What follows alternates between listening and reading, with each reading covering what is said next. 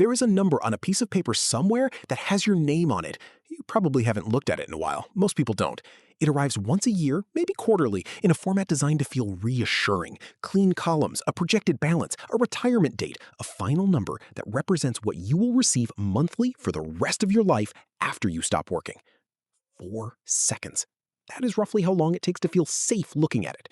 That number is a projection. It says so technically somewhere in the fine print, but the fine print is not why you signed up. You signed up for the number. Here is the question the statement does not ask.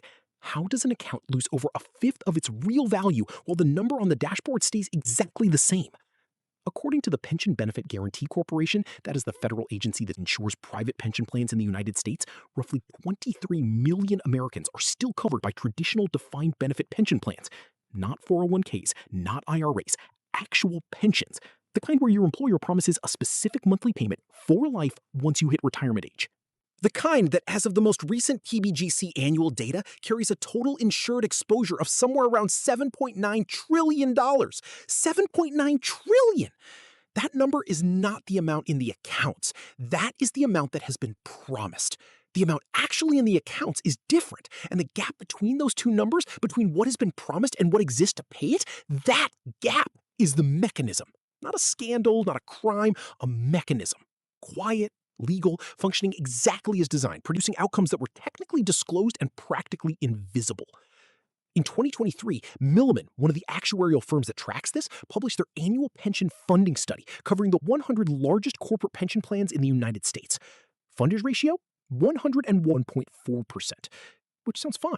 Which sounds better than fine, actually. 101% funded means the assets exceed the liabilities, technically. The plans are, on paper, in surplus. Here is what that number does not tell you. The funded ratio is calculated against a projected liability, meaning what the plan expects to owe you, discounted back to present value using an assumed interest rate. If that rate goes up, the liability shrinks on paper, and the funded ratio improves without a single dollar being added to the fund. The assets didn't grow, the math changed. In 2022, as interest rates rose sharply, the aggregate funded ratio for corporate pensions jumped from around 96% to that 101%. Not because funds were suddenly better managed, because rising rates mathematically compressed the liability column. The money owed to future retirees appeared to shrink on paper, while the actual population of future retirees stayed exactly the same size. This is called liability-driven investing, LDI. The term itself is almost admirably neutral. What it means in practice is that the fund's health is measured in terms of the relationship between assets and a mathematically adjusted version of what is owed, not the raw dollar amount owed. The liability is not fixed, it moves, it responds to interest rate assumptions. It responds to mortality tables, that is, projections of how long you are expected to live, which are updated periodically and which directly affect how much the fund owes you over your lifetime. Every time those tables are revised upward, every time actuaries determine that people are living longer, the liability grows. And when the liability grows quietly, the funded ratio shrinks quietly.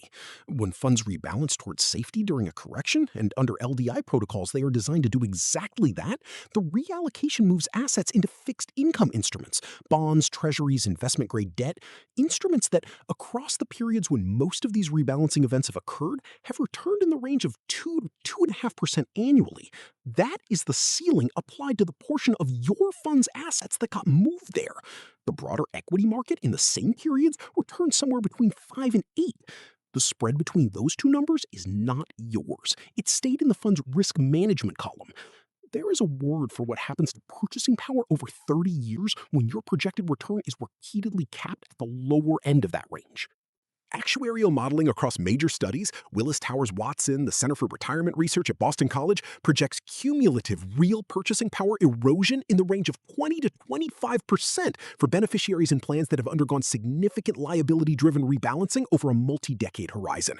Not nominal account value, real purchasing power. The number on the statement holds, what it buys does not. Think of it as an hourglass, except the sand is not falling toward you. It is falling back into the pool it came from, slowly, legally, one actuarial recalculation at a time. There is a word for this in actuarial practice: smoothing.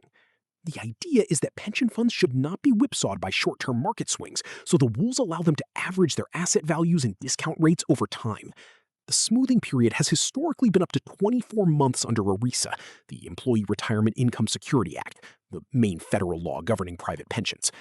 What smoothing produces in practice is a number that is always slightly behind reality. When markets fall sharply, say 2022 when equity markets dropped roughly 18% and bond markets had their worst year in decades simultaneously, the smoothed funded status looks better than the real funded status because the pain is being averaged in gradually. The flip side of that should be that when markets recover, the smooth status looks worse than reality.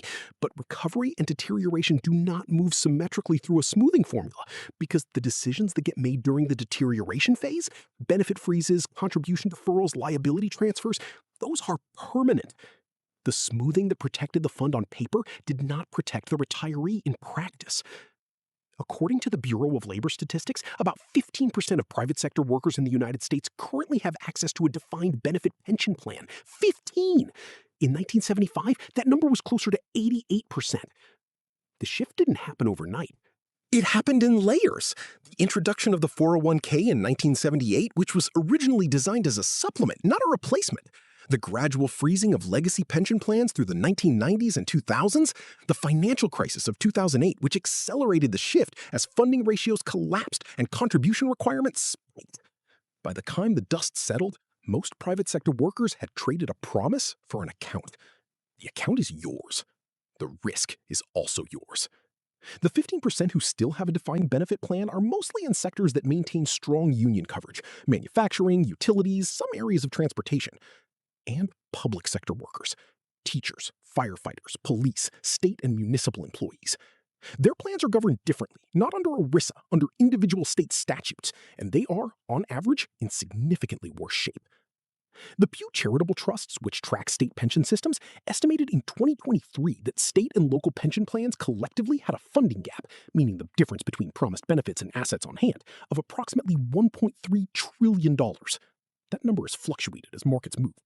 But the floor has been moving upward for 2 decades. Several states have funding ratios well below 70%. Illinois, New Jersey, Kentucky, plans where if you ran out the math without future contributions or market gains, the assets run out before the obligations do. And those obligations are not abstract. They are specific. They are the specific monthly dollar amount that a specific retired teacher in a specific city was told she would receive for the rest of her life in exchange for 30 years of employment and a smaller salary than she might have received elsewhere, on the understanding that the pension was part of the compensation. That is the official version. The lived version is a series of adjustments. In 2013, Detroit entered bankruptcy. The city's pension plans were among the liabilities. The settlement that emerged, after an extraordinarily complex legal negotiation involving the state of Michigan, the federal bankruptcy court, local unions, and a group of private donors known informally as the Grand Bargain, resulted in pension benefit cuts for some retirees. Not total elimination, cuts. Which had been, prior to the bankruptcy filing, legally described in Michigan as constitutionally protected.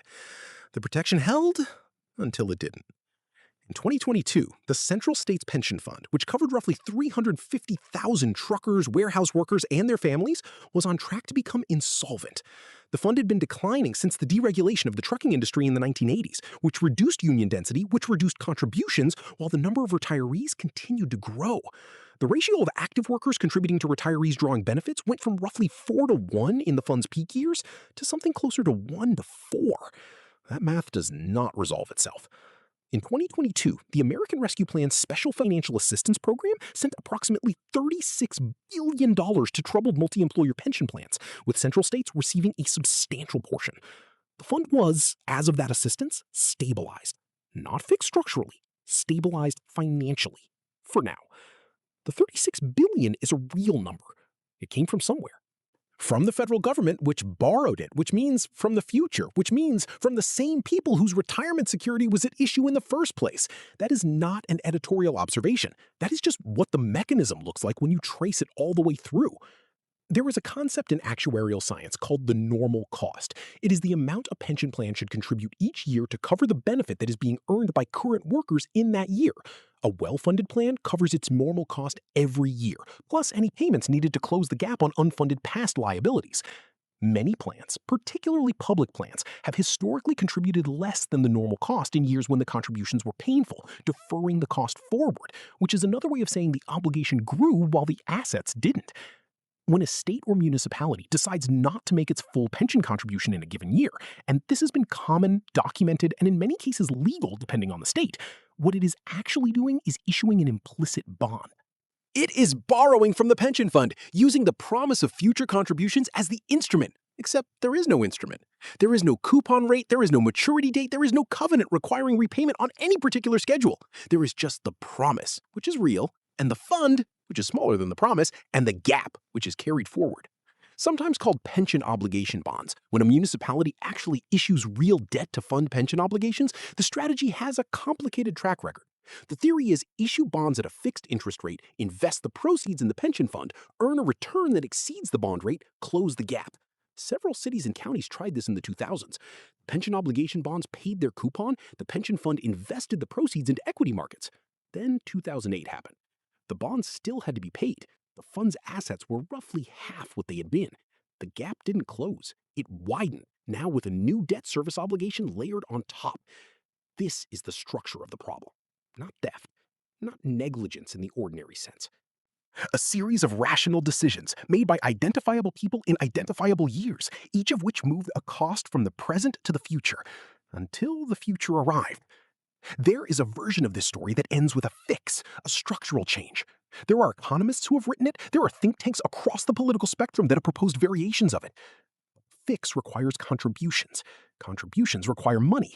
Money requires either higher taxes, reduced services, benefit adjustments, or some combination, all of which are politically difficult in the jurisdictions where the problem is largest, which are frequently also the jurisdictions with the least fiscal flexibility. The retired teacher in the specific city is not waiting for the structural fix. She is looking at the number on the paper.